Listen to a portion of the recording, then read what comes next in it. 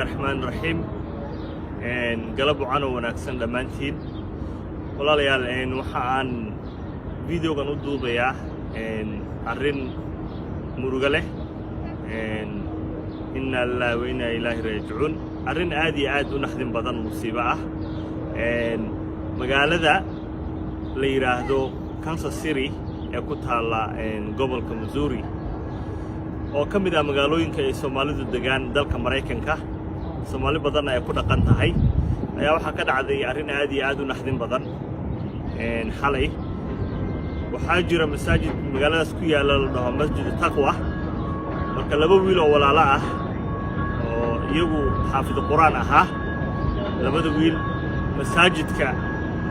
Taqwana taraawixii xalay ka tujiyay ayaa waxa dhacday xalay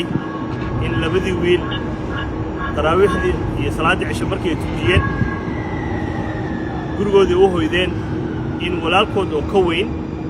oo 25 jir ah labada wiilna waxay kala jiraan 12 sano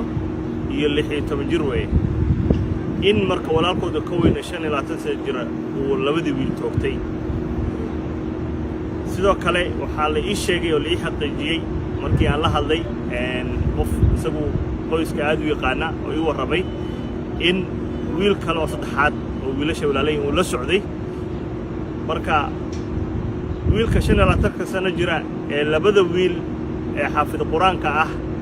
toogtay waxa ka dhamaatay rasaastii wuxuu rabay ka saddexaad inuu dilo kadibna wuxuu ku garaacay biskooladii arinta kale naxdinta leh ayaa waxay tahay in caruurtan hooyadood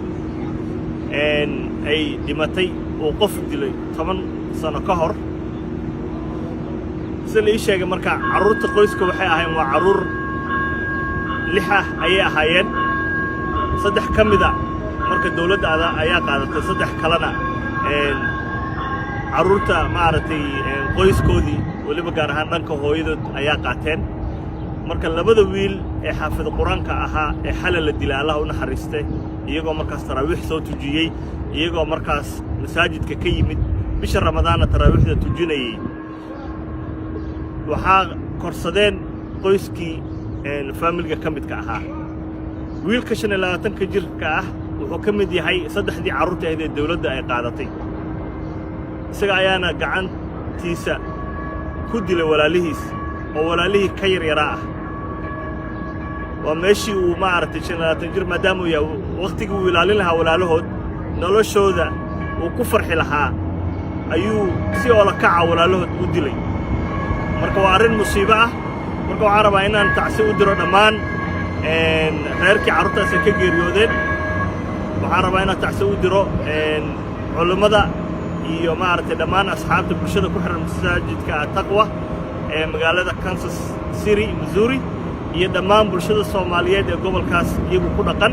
waa arrin aad looga naxo marka Soomaalida waxaan rabaa waxaa maanta caaw bilaamaya 10 u dambeeyay ee bisha Ramadaan in caruurtaas iyo qoyskaas loo duceeyo in bulshadaas loo duceeyo musiibadaas naxdinta lana maartay waa wax aad looga naxo marka waxaan rabaa in dhalinyarada laga warhayo in waxaa jira cudurro badan oo dhimirka mental illness ah oo dhalinyaradeennu ay inta badan maxaa la dhaxay ay la xanuunsan yihiin laakiin aan laga warhaynin marka waxaan rabaa waalid ayaan ahay 5 caruur ah ayaan maartay leeyahay